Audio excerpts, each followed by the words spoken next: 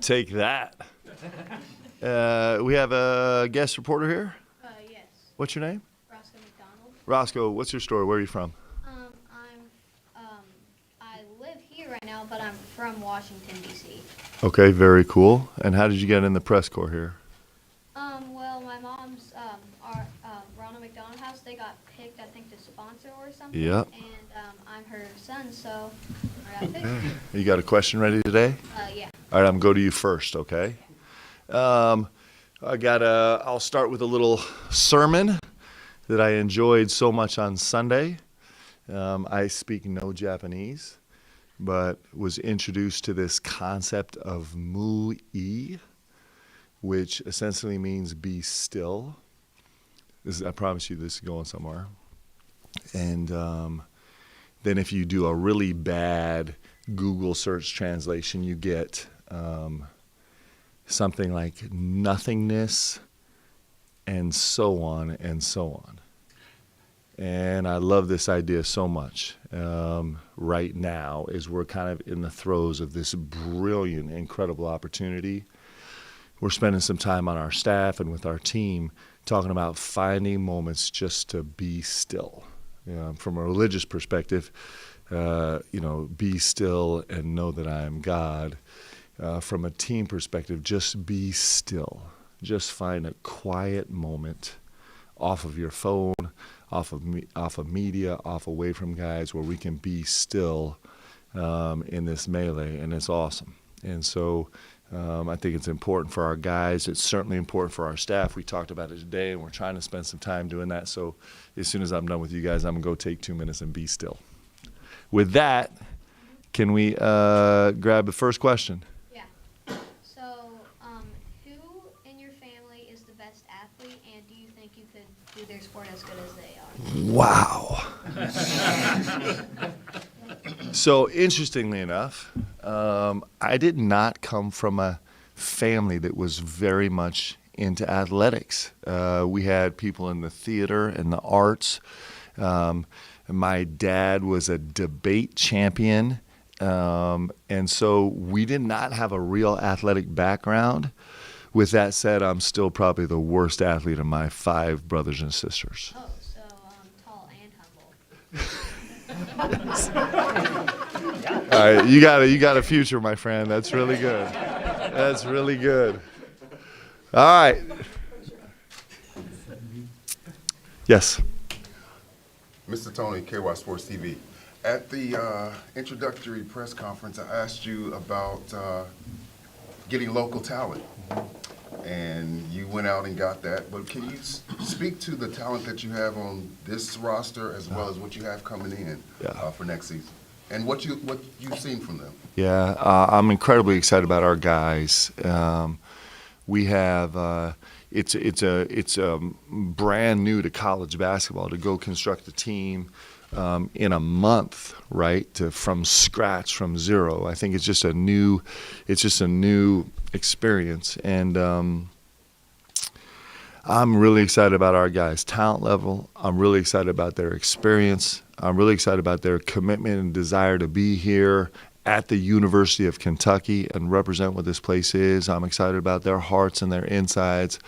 I'm excited about how they're growing together as a team. I'm full of optimism and excitement about this team. I think that we as a collective group are going to love watching these guys compete. And we're not going to see perfection, but we're going to see perfect effort, and we're going to see close to perfect commitment. And from that, magical things happen. And so I'm really excited about that. In terms of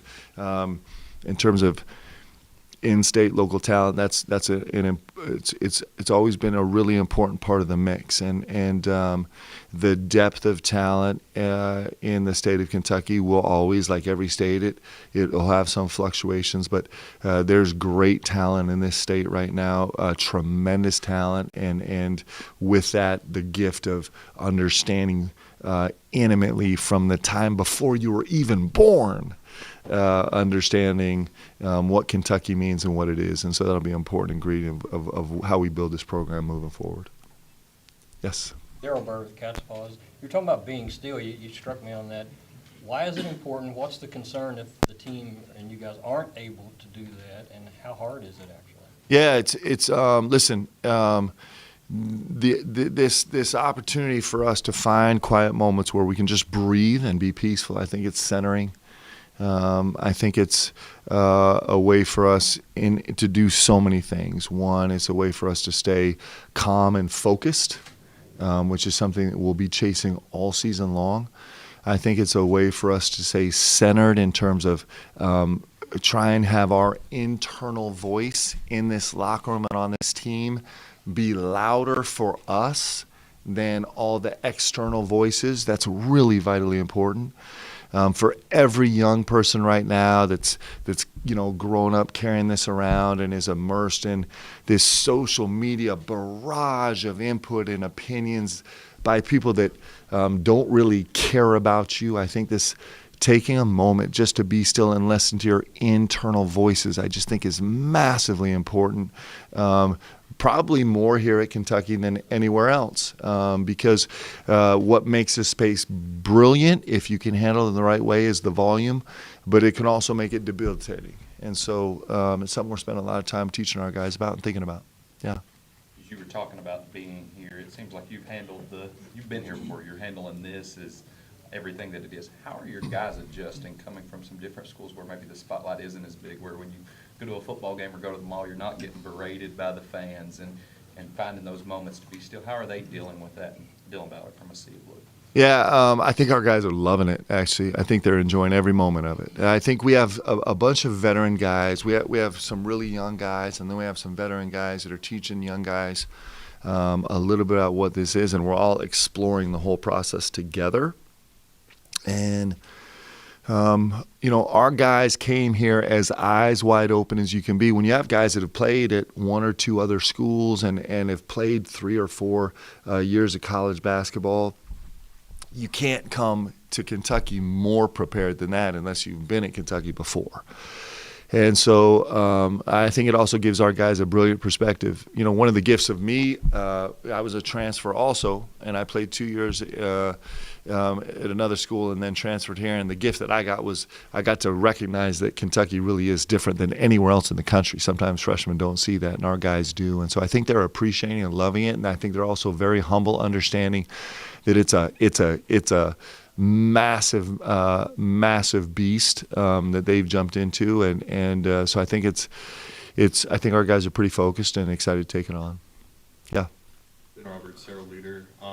What's your philosophy on starting lineups? Is it best 5? Is it best pieces fit together? And how hard is that to manage with this group that's had 9 guys who have started off? Ben, I'm so sorry because I'm going to give you the worst answer. It's both and all of the above. It really is. You'll always, I believe in the synergy of every aspect of this game. I think that's such a massive part of this game. I think it's why team sports are brilliant. And so there's going to be times when I'm saying, hey, we're going with this starting lineup because these pieces fit together. There's going to be times when I'm saying that we're going with this starting lineup because it's our best 5 guys. There'll be all the answers above. I think that's a pretty dynamic space. We don't spend a lot of time emphasizing starting. It's finishing that really matters, and sometimes finishing is even, not the most important thing, right? There's so many ways that guys make contributions, but there are times when on paper it might look like you could make a really rational argument about why rotations should work differently, because there are a lot of rational arguments to be made, but we'll consider all those things kind of as we go. Yeah. I can't. Come on, man. Yeah. Is there anybody in here that doesn't know Larry? Okay, go ahead. Okay, thanks, Mark. I'm just wondering, how's the group text going with the former teammates? Are they still full of advice? Have they slowed down a little? Or? I think there's the calm before the storm right now.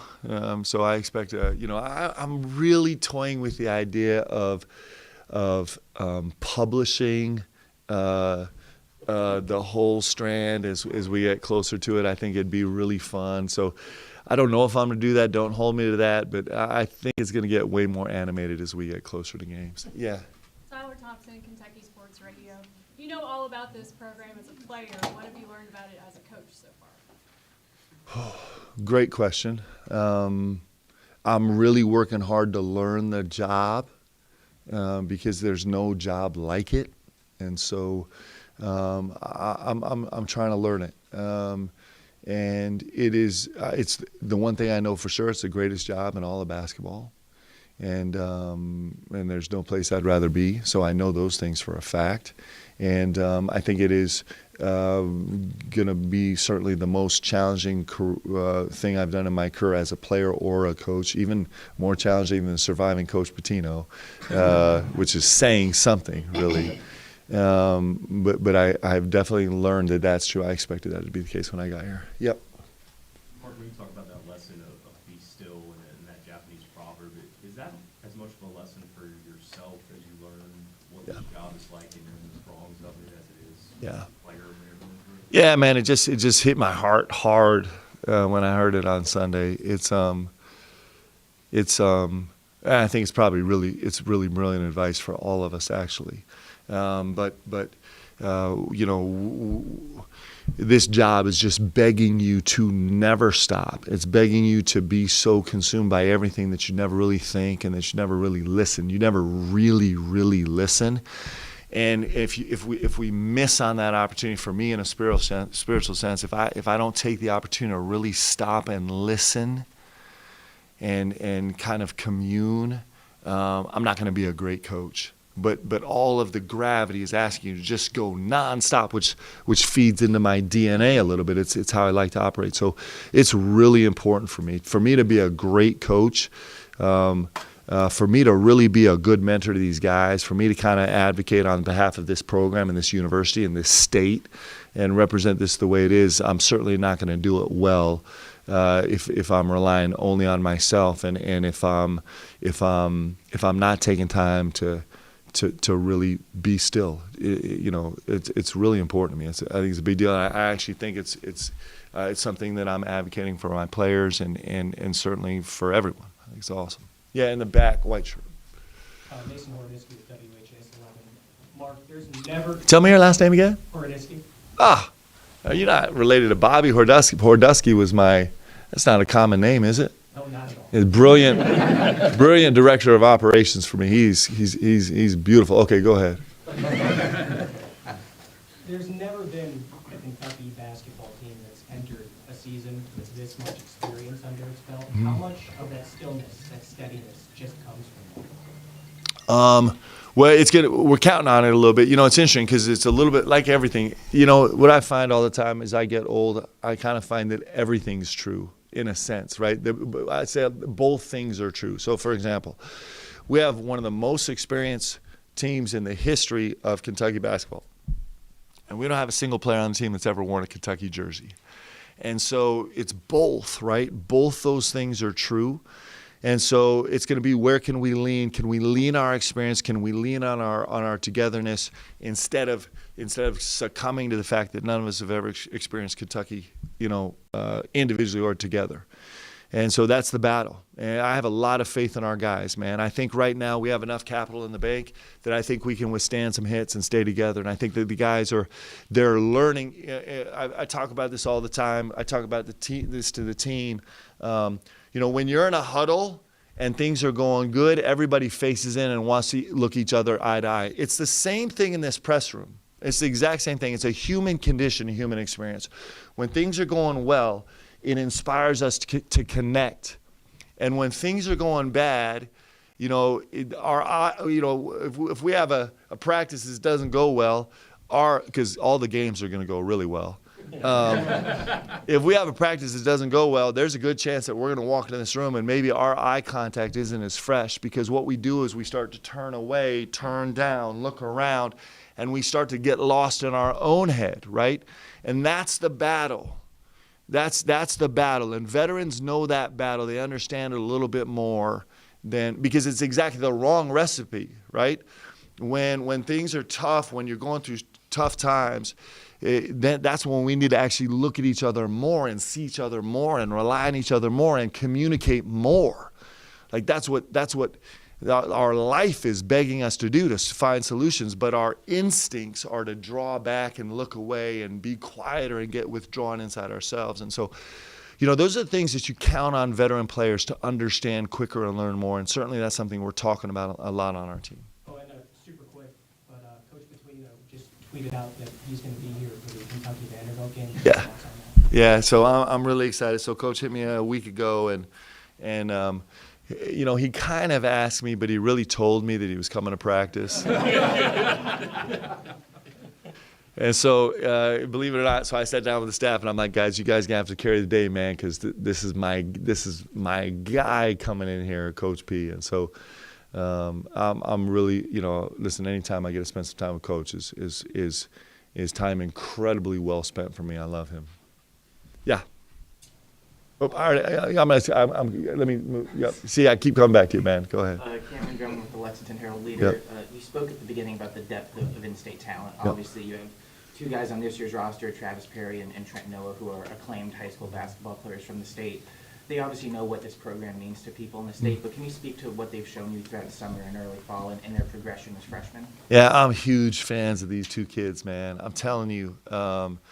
It's been, I've said this a couple times, but, the first day, Travis, I think Travis has never been fazed by anything in his life. I think he's like a 75-year-old soul in an 18-year-old body. He's specially built that way. And he came in, he's like, man, I can't get a shot off, right?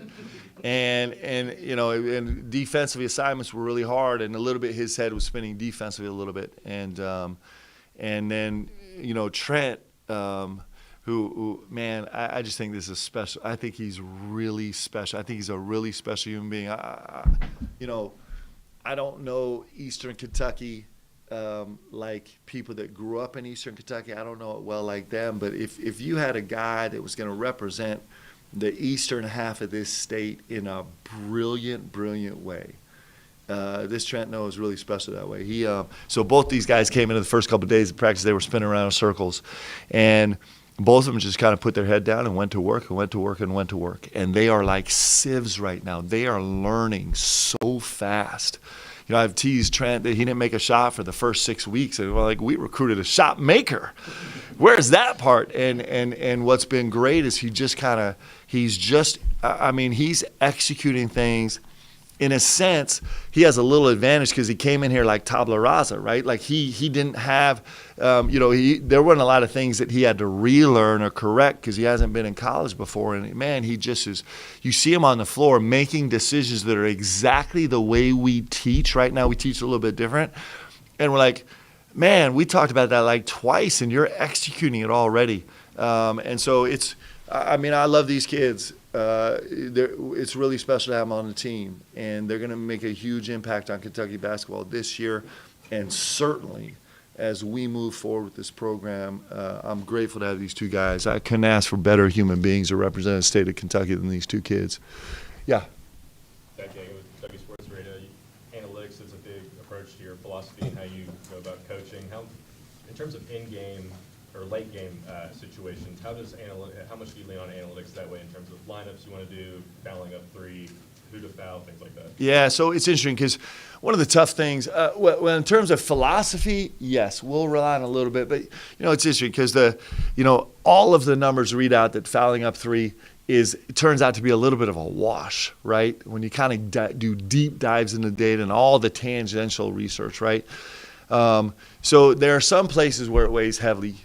Mostly I do what I ask my players to do, right? Which is to take in all the information, be curious, like humility and curiosity, guys. You guys are going to hear me talk about that, from day one to the end of time, right? They're components of players that grow really fast. They're really humble and they're really, really curious, and those are almost the same thing. And, so to take in all that information and then you kind of just have to read it in real time. We don't, it's a little bit different than some other sports because basketball is changing so fast. Like the situations change so fast in the course of a game that you end up with a product in the last few minutes of the game that might not be anything resembling the product that you anticipated. And you probably have introduced 4 or 5 or 6 or 7 new variables because you don't stop, right? It just keeps going and going. And so we'll use it really heavily, but it also has massive limitations. Like you talk about lineup combinations late in the game. The truth is, you'll be 18 games in the season, and you still don't even have anywhere near close to enough data to actually rely on it at all. You kind of have a bunch of biases that you rely on is probably what you do as a coach, because like I've said before, in the NBA, you really start to rely on some of the analytics 41 games in of 48-minute games of way more possessions, and we just never approximate that information over time, right? We just don't get that data set. So it's a balance. Yeah. Mark John Huang, Nolan Group Media. I've heard you say in the past that you don't mind being called out if you do something wrong. It's kind of music to our ears. We don't hear Kentucky basketball. Great. Yeah, it was a big mistake. I knew when the words would come out of my mouth, I'm like, this is going to be a problem. Keep going. What do you think is the role of local media in covering the home? Yep. So, listen, I think, I've said this before, and I really believe it. I think storytelling has always been a driving force in every community and society. Storytelling. And storytelling in all of its different forms, right? Is a debater, you're a storyteller. Is a business owner, you're a storyteller. Certainly as a coach, you're a storyteller. As a religious figure, you're a storyteller. Like it's like we. Listen, one of the this is going to be a long answer. You ready for this? One of the greatest things about Big Blue Madness is, it's fun that it's the floor is going to be incredible and unprecedented, and our guys get to be introduced, and there's going to be mayhem and chaos and all the beautiful things that happen at Big Blue Madness. But the best thing about it is that we are all in the same building together. Like, that's it. It's like it's this. We all get to connect with each other, and that's the brilliant part of it. It's the first time in the season where 23,000 of us get to be in the same room together and just feel each other, right? And it's the best thing about sport. And so when I think about the local media and the national media and everybody that covers Kentucky basketball every single day, I think what I'm grateful for is storytelling. And it's actually doubly as good when it's relatively accurate storytelling, right? But it's and stories are boring. I hate to say this, but it's just true. Stories are boring if it's just kind of like glossy the whole time. It's just not. It doesn't capture us as human beings if it's just kind of soft and surface the whole time, because what we're really taken by as human beings is when things look like they're going bad and everyone kind of makes a judgment, and then all of a sudden they're not going bad anymore. And you're caught up in because all of us feel moments in our life where things are going bad, where we doubt, we're unsure, we're insecure, we're thinking about maybe do we need to change course, and we get to see that in sport every day. And so if we're not actually really telling the story, then I think we lose that connection that's so brilliant that we're going to be able to experience in Big Blue Madness. And so, I'm not begging you to say all the terrible things about me, for sure, but telling the story matters. And I think listen, if Kentucky basketball, at the end of the day, if the best and only thing that Kentucky basketball has to offer is having a great team, and there's no connection behind it, and it's actually not doing that's not what's made it different than everyone else. What's made it different than everyone else is the connection that 23,000 of us get to feel when we walk in that arena Friday night, and storytellers actually make that accessible to everybody. It's super important. So there you go. In the hat. Ryan Black with the Louisville Courier. I have a two-part question here, and I'm famous for doing these, so just Yep. go that. And it's on Ansley. So the first part of it is Yes and no. No, I don't know. Go ahead.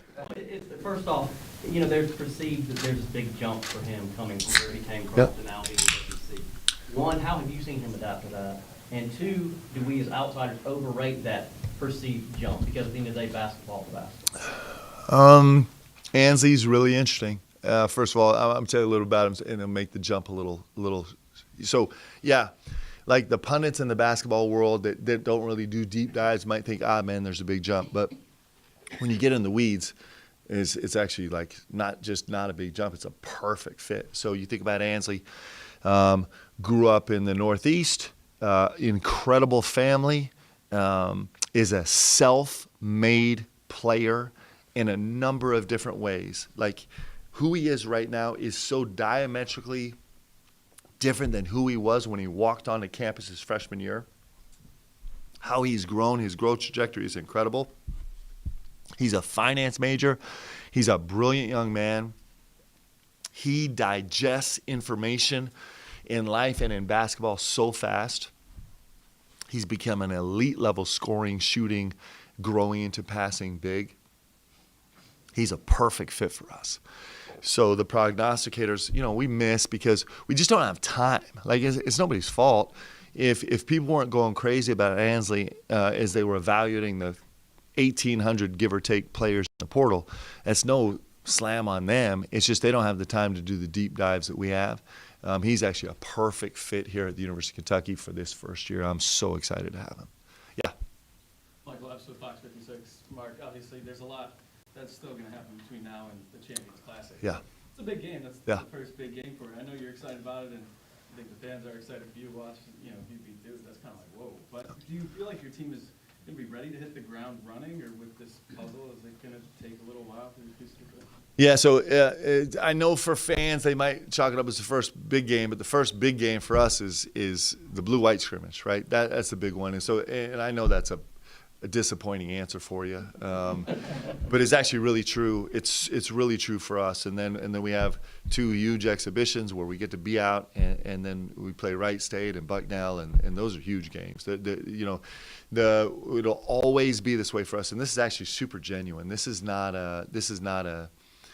I mean, if you just watched football last week, right, you get a real sense of if your biggest game is not your next game, then you've made a serious error in underestimating the greatness of sports, right? With that said, I totally understand what you're asking, but if I don't say that, then my players are like, yeah, you really are, but it's just generally true. I think that, these classics are really tremendous. You get a chance to play the most storied, best programs in the country, and so we look forward to them certainly through the course of our season. And we talk about banners all the time, and we love to have it floating out there, but all of our focus is actually on today. Like all of our focus right now is on today's practice, that we got to get better today. And if we put the days together, if we stack the days, then we'll be ready. Yeah. Coach, Andrew Shafani at Kentucky Wildcats on a side. So we know you like bigs who can pass the ball, and talked to Brandon Garrison during a meeting window a few months ago, and he said, hey, I think Amari and I are some of the better passers in college basketball last year. What have you seen from them so far in the summer and fall, and do you think they've lived up to that when it comes to passing the ball? Yeah, I'm really excited about them. So we actually, so I had the great fortune of coaching Al Khalifa a year last season, and I learned about the game, and just by seeing what they can do and how far you can push them, how far you can take their talent and just stretch it, right, and how much you can utilize it, and so he actually changed the way that I think about processing the game a little bit. He changed passing angles and changed passing alternatives and tracking, the whole process of tracking as a big when you're working in any number of actions. And so I was super, last year was so fun learning. As a coach, it was so fun learning and trying to stretch, my players and myself. And so we kind of came into this year thinking, hey, so now we got to learn it, we got to see it, we got to watch it and really expand and explore it, but can we teach it? And that has been such a fun process this year. And these guys have picked it up I'm shocked with how fast they've picked up kind of this new way of decision making as a decision maker for a 5. It's actually super great. We knew they were talented passers coming in, but expanding their range of how they think about delivering the ball has been great, and they're making huge progress. I think we're going to love watching these bigs go to work. I really do. I think there's going to be times where it's just like, wow, I did not see that coming. I'm looking forward to that. Time for 2 more. I haven't, in the back, yep. I'm on the very W1 team. At Banner Camp, you said that y'all had put together the best shot making team in the country. What has the process been like for you bringing